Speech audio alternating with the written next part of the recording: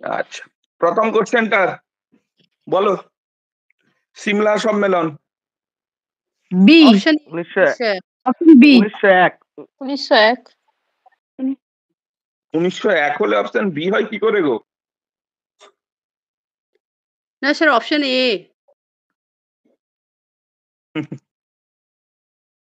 বলো, ঠিক করে বলো। সামনে পরীক্ষা, এই টপিকটা আমাদের বাকি রয়ে গেছিল, তাই প্রশ্ন উত্তরটা আমি বলেইছিলাম আজকে এটা শেষ করব, একদম প্রশ্ন উত্তরের মধ্য দিয়ে আমরা শেষ করব। সিমলা সম্মেলন খুব গুরুত্বপূর্ণ একটা সম্মেলন, 1901 সালে হয়েছিল, মনে থাকবে? ওকে। উডের ডিসপ্যাচ, dispatch আমি আগের দিনই বলে দিলাম এই 1854 টপিকটা পড়তে সবাই। 1854। 1854 অপশন বি। আচ্ছা বলো তো কি কারণে পপুলার এই উডের ডিসপ্যাচ? ওই তো 1854 সালে হচ্ছে উডের ডিসপ্যাচ, যেটা মানে সরকারি যে টাকাটা 1 লক্ষ টাকা, সেটা হচ্ছে শিক্ষার খাতে খরচ করার জন্য। গ্র্যান্টিন এড, তাই তো? একে মেকলে মিনিটের সঙ্গে তুলনা করা হয়েছে, তাই না? হ্যাঁ স্যার। 3 নম্বরটা বলো। শিক্ষার খাতে বাৎসরিক 1 লক্ষ টাকা অনুদান বরাদ্দ হয়েছিল। শিক্ষার খাতে 1813 সালে চার্টার অ্যাক্টের 1854 সত্যি বলছো? এটা স্যার হ্যাঁ স্যার। অপশন 1813 সালে চার্টার অ্যাক্টের 1813 চার্টার অ্যাক্টে এটা। গুড। 1854 প্রথম হয়নি, প্রথম হয়েছিল 1813-তে, তাই তো? উডের ডিসপ্যাচে সেইটাকে অনুদান হিসেবে দেখানো হয়েছে, কিন্তু প্রথম আমরা অনুদান দেয়া হবে এটা ঘোষণা করা হয়েছিল চার্টার অ্যাক্টের মাধ্যমে 1813 সালে। যারা ভুল করলে আমি চাইবো তারা আর ভুলটা করবে না। নেক্সট, সার্জেন্ট পরিকল্পনা। অপশন এ 1944 খ্রিস্টাব্দে 1944। সার্জেন্ট পরিকল্পনা বলো। 1944 1944। মাধ্যমিক শিক্ষা স্তরে এ ও বি কোর্সের প্রস্তাব। এটা হচ্ছে সার্জেন্ট পরিকল্পনায়। Hunter right, Hunter commission. A ছিল নরমাল আর বি ছিল টেকনিক্যাল, তাই তো? হ্যাঁ স্যার। গুড। উডের দলিল ভারতে পাশ হয় 1854 1854।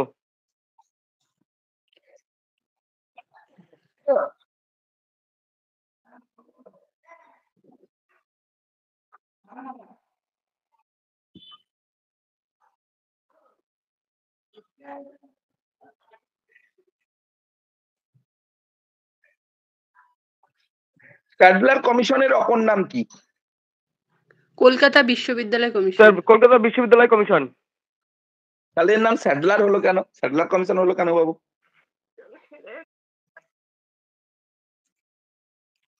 বলো বলো। স্যার এটা আমি বলতে পারবো না, তবে এটা কলকাতা বিশ্ববিদ্যালয় কমিশনটাই হবে। স্যাডলার চেয়ারম্যান ছিল স্যাডলার, হ্যাঁ, সভাপতি ছিল স্যাডলার, বোঝা গেল? হ্যাঁ।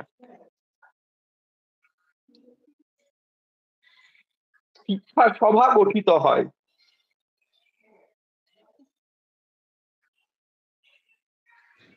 অপশন এ 1823 খ্রিস্টাব্দে 31শে জুলাই।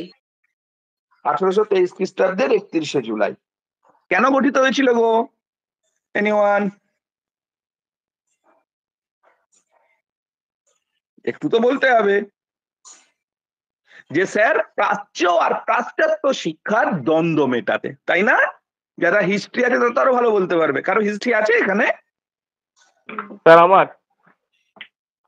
তাহলে তোমার তো বলা উচিত, তাই তো? স্যার হ্যাঁ, 1813 সালের যে চার্টার অ্যাক্ট হয়েছিল, সেই চার্টার অ্যাক্ট অনুযায়ী এটা 1823 সালে 31শে জুলাই। হ্যাঁ, মেইনলি কনটেক্সটটা কি ছিল?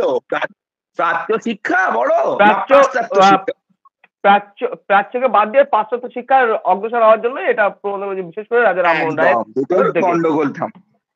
নেক্সট, উডের ডিসপ্যাচের সুপারিশ অনুযায়ী কার মতামতে বিশ্ববিদ্যালয় পরিচালিত হবে? উডের ডিসপ্যাচ কি বলেছিল বলো, পারবে? উডের ডিসপ্যাচের মতামত অনুযায়ী কার সুপারিশ অনুযায়ী কার মতামত নিয়ে বিশ্ববিদ্যালয় পরিচালিত হবে? বলো বলো, এখন অনেক কাজ আছে, আজকে এটা করলেই হবে না, ম্যাথমেটিক্সটা রিভিশন দেবো। বলো বলো। না, চ্যান্সেলরের পদ দ্বারা সৃষ্টি করেনি, তারা বলেছিল সিনেট।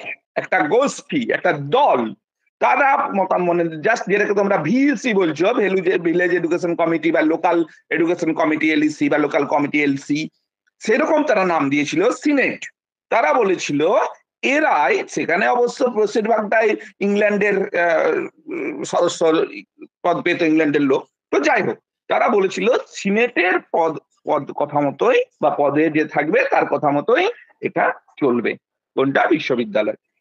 আচ্ছা, কিছু কিছু কোশ্চেন লাল কালার, কিছু কিছু কোশ্চেন সবুজ কালার, এগুলো কেউ ভেবো না যে স্যার এরকম কেন, জাস্ট স্যার করেছে, আর কিছু না। লর্ড কার্জনকে ভারতের শিক্ষা জগতের ঔরঙ্গজেব বলে কে উপহাস করেছিল? গোপাল কৃষ্ণ লর্ড গোখ। গুড, দারুন দারুন, এরকমই তো চাই। আচ্ছা, আমাকে একটু এক্সপ্লেন করো তো, চেষ্টা করো, চেষ্টা করো, কেন বলেছিল গো? কারণ কার্জন নীতিতে পরোক্ষভাবে পাশ্চাত্য শিক্ষা আমাদের উপর চাপিয়ে দেওয়া হয়েছিল, তাই না? ঘুরিয়ে পেঁচিয়ে চাপিয়ে দেওয়া হয়েছিল কিনা, হয়নি বলো? হ্যাঁ স্যার।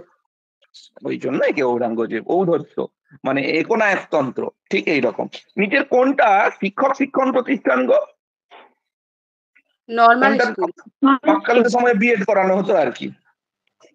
সবাই এটা ভুল করবে, সবাই ভাববে ট্রেনিং স্কুল, মডেল, একদমই নয়, হবে নর্মাল স্কুল। তখন নর্মাল স্কুলগুলোতেই টিচারদের ট্রেনিং করানো হতো, তখন নর্মাল স্কুলগুলোতেই টিচারদের ট্রেনিং করানো হতো। পরে একটা টার্ম তোমরা দেখতে পাচ্ছ, চুইয়ে পড়া নীতি। আবার বলছি, চুইয়ে পড়া নীতি। Macaulay minute. Macaulay minute. Macaulay minute. একটু ব্যাপারটা বলে দাও তো। হ্যাঁ, মেকলে মিনিট তো বুঝতে পারছি। ইন্টারমিডিয়েট স্তরটা কি গো? ইন্টারমিডিয়েট স্তরটা কি, কে বলতে পারবে? মাধ্যমিক ও বিশ্ববিদ্যালয়ের সীমানা। মাধ্যমিক ও ভেবে বলতে হবে। সীমানা। মাধ্যমিক আর বিশ্ববিদ্যালয়ের শিক্ষার মাঝে যেটা সংযোগ রক্ষা করেছে, স্যাডলার কমিশনের সুপারিশ বিশ্ববিদ্যালয় পরিচালনায় সর্বসম্মত কর্তৃত্ব কার হাতে থাকতো? এটা স্যাডলার বলেছে। আগেরটা যেটা ভুল করেছিল এখানে সেই ভুলটা করা যাবে না বাবা, বলো। Option B academic council. না, এখানে হবে ভাইস চ্যান্সেলর। প্রথম ভিসির কথা আমাদের উল্লেখ করেছিল কে? Sadler commission. প্রথম ভিসির কথা উল্লেখ করেছিল কে? Sadler commission. বোঝা গেল? হ্যাঁ স্যার। আচ্ছা, এবারে বলো পরেরটা। এটা না একটুও ভুল হয়।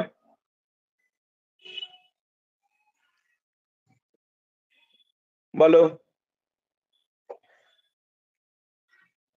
স্যার 14টা কোনটা হলো উত্তর? Vice chancellor. আচ্ছা স্যার, এটা বি। কি গো, কি অ্যান্সার হবে গো? 6 থেকে 14 কথা হবে, ঠিক একদম অ্যাকিউরেট বলেছো। বি, অ্যান্সারটা হবে সার্জেন্ট রিপোর্ট। অ্যান্সারটা কি হবে? Sergeant report. উডের ডেসপ্যাচ বলা হয় ডিপিআই কে সাহায্য করার জন্য তার অধীনে নিযুক্ত থাকবে কে? ডিপিআই কে সাহায্য করবে? অপশন সি তত্ত্বাবধায়ক। একদম ঠিক, অপশন সি তত্ত্বাবধায়ক। আচ্ছা, আমি একটু বলে দিই, আমি হয়তো আগ্রহবশত বলে ফেলেছি যে এক্ষুনি খুলছে, এগুলো বাইরে না হয়, হ্যাঁ, আমি প্রবলেমে হবে আমাদের ইনস্টিটিউটে, যে স্যার আগে জানলো কি করে, ই করলো কি করে, এগুলো কেউ বাইরে শেয়ার করবে না, যে স্যার বলে দিয়েছিল বা বলছিল, এরকম কিছু বলার দরকার নেই। আচ্ছা, পরাধীন ভারতবর্ষে শিক্ষা বিষয়ে সর্বশেষ পরিকল্পনা প্রণয়নে সক্রিয় ভূমিকা গ্রহণ করেছিল কে? অপশন এ বলতে হবে জন সার্জেন্ট, তাই তো? এই রিপোর্টটাকে আমরা সার্জেন্ট রিপোর্ট বলি না? হ্যাঁ স্যার। সার্জেন্ট কমিশন ওটাই। একদম।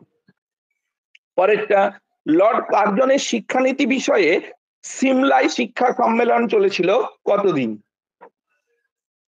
অপশন সি চলেছিল? 15 দিন। 15 দিন। গুড। 15 দৈহিক, হ্যাঁ 15। দৈহিক ও মানসিক প্রতিবন্ধীদের জন্য বিশেষ ধরনের শিক্ষা ব্যবস্থা সুপারিশ করা হয়। অপশন এ এটাও sergeant. Option A, sergeant sergeant রিপোর্টে। সার্জেন্ট রিপোর্টে। স্ট্যাটিস্টিক্স মনে আছে? না স্যার, এটা আগে হয়নি। এটা না স্যার, আগে হয়নি। সে কি গো, হয়নি? না স্যার না স্যার, হয়নি। অন্য ব্যাচে স্যার, আমাদের ব্যাচে হয়নি। আমাদের হচ্ছে হয়নি। আচ্ছা, আমি একটু ছোট্ট করে আলোচনা করে দিই, তারপর তোমরা অ্যাডমিট কার্ড নেবে। আমি জানি থেকে আধ ঘন্টা পরে। দেখো, এর আগে তোমরা যতই বলো হয়নি, আমরা মিন মিডিয়ান মোড মুখে মুখে কি করে ক্যালকুলেশন করা যায় আমি বলেছিলাম না বলিনি? মনে করে দেখো, সবগুলোকে যোগ করে যটা সংখ্যা থাকবে তত দিয়ে ভাগ হয়েছিল। স্যার কথা ভালো শোনা যাচ্ছে না। না স্যার, আপনি বলেননি। এবারে শুনতে পাচ্ছ না, পাওনি? পাচ্ছি স্যার। আচ্ছা, আমরা ঠিক আছে, আমি করে দিচ্ছি, অসুবিধে নেই। তোমরা আগে যেটা করবে, এখান থেকে থিওরিটা পড়ে নেবে। আমরা মিন মিডিয়ান মোড, আমাদের লাগবে একটু টাইম, ধর 10-15 মিনিট, আমরা পরের দিন করে দেব। কোথা থেকে শব্দটা এসেছে, ল্যাটিন শব্দ, এইগুলো থেকে। মেনলি এর অর্থ কি, কাকে বলে, রাশিবিজ্ঞানের কাজ কি। এবারে রাশিবিজ্ঞানের কারণ, মেনলি এখান থেকে গিলফোর্ডের ধারণাটা পড়ে, কি জন্য করি সেটা আমি দিয়ে দিয়েছি। এর উপযোগিতা, কেন্দ্রীয় প্রবণতা, এখানে আসল কথা। আমরা কোন কোন ক্ষেত্রে গড় বা মিন ব্যবহার করব সেটা এখানে, কোন কোন ক্ষেত্রে মিডিয়ান ব্যবহার করব সেটা আমি দিয়েছি, কোন কোন ক্ষেত্রে মোড ব্যবহার করব সেটাও আমি দিয়েছি। এবারে তোমরা বললে স্যার আমার হয়নি, আমি এখানে মুখে মুখে কিভাবে বের করা যায় সেটাও দেখিয়ে দিয়েছি। ধরো আমরা প্রথমে মিন বের করব। একটা ডেটা দিয়েছে 13, 4, 2, 8, 11। এটা তো ম্যাথের স্যার আমাদের ডিসকাস করে দিয়েছেন। ম্যাথে হয়েছে স্যার। ম্যাথে হয়ে গেছে, স্ট্যাটিস্টিক্স হ্যাঁ, তো না কিভাবে বের করতে হয় মিন মিডিয়ান মোড এটা বলেছেন স্যার। ঠিক আছে, তাহলে জাস্ট আমি থিওরিটা এখানটা তোমাদেরকে দিয়ে দিলাম, এটা পড়বে, আমি একটু আলোচনা করে দেবো তবুও। এখানে মিন মিডিয়ান মোড কিভাবে বের করতে আমি বলে দিয়েছি। এবারে আসি এখান থেকে কি রকম কোশ্চেন হয়। তোমাদের এখান থেকে 3-4টা কোশ্চেন সিলেক্ট আছে, তোমরা মিলিয়ে নেবে পরে পরীক্ষা দেওয়ার সময়, যে স্যার বলেছিলেন। প্রথমত, স্ট্যাটিস্টিক্স কোন শব্দ থেকে এসেছে সেটার উপরে খুব গুরুত্ব দেবে। কে প্রথম ব্যবহার করেছিল জানা আছে? স্ট্যাটিস্টিক্স শব্দটা কে প্রথম ব্যবহার করেছিল? কে প্রথম ব্যবহার করেছিল জানা আছে? বলো। J.F. ভন বাইলফেল্ড। দেখো আমার 2 নম্বর লাইনে আছে, দেখতে পেয়েছো? আছে? হ্যাঁ স্যার। আচ্ছা, কোন বইয়ে ব্যবহার করেছে? না, এলিমেন্ট অফ ইউনিভার্সাল এডিশন। এটা এডুকেশন হবে, কি করে ফেলেছি। তো যাই হোক, এবারে আর কি কোশ্চেন আছে না, তোমাকে বলে দিল একটা সংখ্যা যেটার মিন কত, মিডিয়ান কত, মোড কত। আর কি অ্যাপ্লাইড কোশ্চেন, যে তুমি একটি স্কুল পরিদর্শক হিসাবে একটি স্কুলে গেছো, সেখানে সঠিক শিক্ষার গুণমান যাচাইয়ের জন্য তুমি 49 জন ছাত্রের মধ্যে কার কাছ থেকে প্রশ্ন উত্তর পর্ব সংগ্রহ করবে। কার কাছ থেকে গো? ধরো 100 জন স্টুডেন্ট আছে, তুমি কাকে তুলবে? কার কাছ থেকে নেবে তথ্য? কার কাছ থেকে নেবে? সবসময় মিডিয়ান রুল ফলো করবে। তাহলে মিডিয়ান রুল ফলো করলে বলে একদম মাঝের সংখ্যাটা কত? 1 থেকে 100 মাঝে কে বসে আছে? 50। গুড। যদি 10 হয় 5, আর যদি 8 হয় তাহলে কাকে তুলবে? 4 স্যার। গুড। আচ্ছা, এবারে বলি, তোমাকে যদি প্রশ্ন করা হয় যে তুমি একজন স্কুল পরিদর্শক বা স্কুল শিক্ষক, তুমি প্রত্যেকটি স্টুডেন্টের পার্সেন্টাইল হিসাব করতে চাইছো। আমার মার্কশিটে পার্সেন্টেজ থাকে না, পার্সেন্টাইল থাকে, তাই তো? তুমি মিন মিডিয়ান মোড কোন কেন্দ্রীয় প্রবণতার মানটির উপরে সবচেয়ে বেশি গুরুত্ব দেবে? কি হবে গো? কি হবে? মিডিয়ান। মিডিয়ান একদম নয়, মিন, গড় করব আমরা, গড় করে পার্সেন্টাইল হিসাব করব। আচ্ছা, নেক্সট কোশ্চেন। আর যেগুলো আমি বলছি এগুলো একটু কেয়ারলি শোনো, পরীক্ষা দেওয়ার সময় খুব ভালো বুঝতে পারবে যে স্যার কেন এত চিৎকার করে করে কোশ্চেন গুলোকে বলছিল আমাদের। একটু ধৈর্য ধরে শুনতে হবে, বুঝতে পারবে। আমি বলছি না, আমি তোমাদের কোশ্চেন বলে দিচ্ছি, কিন্তু একটু শোনো। বলছে শিক্ষানীতির কোন বিষয়টিতে রাশিবিজ্ঞানের ব্যবহার নেই? পাঠ্যক্রম নির্ধারণ, শিক্ষকের মূল্যায়ন, এভালুয়েশন, উপরে সবগুলি বা উপরে কোনোটিতেই নয়। কি হবে? কোনটাতে রাশিবিজ্ঞানের দরকার হয় না? ব্যাস, সবাই চুপ। স্যার অপশন গুলো আরেকবার বলুন না। পাঠ্যক্রম। বলো। হ্যাঁ, পাঠ্যক্রম নির্ধারণ। পাঠ্যক্রম নির্ধারণের ক্ষেত্রে এটার ব্যবহার নেই। আচ্ছা, পরে কোশ্চেন। রাশিবিজ্ঞান একটি গাণিতিক বিষয়, একটি ঐতিহাসিক বিষয়, একটি ব্যবহারিক বিষয়, ওপরে সবগুলি ঠিক।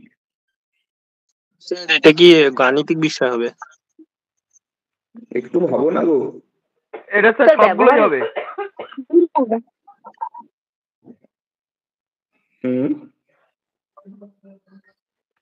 স্যার ব্যবহারিক, ঐতিহাসিক এবং গাণিতিক তিনটেই তো হচ্ছে, তাহলে সবগুলোই তো হবে। আচ্ছা, ওটাই হবে স্যার।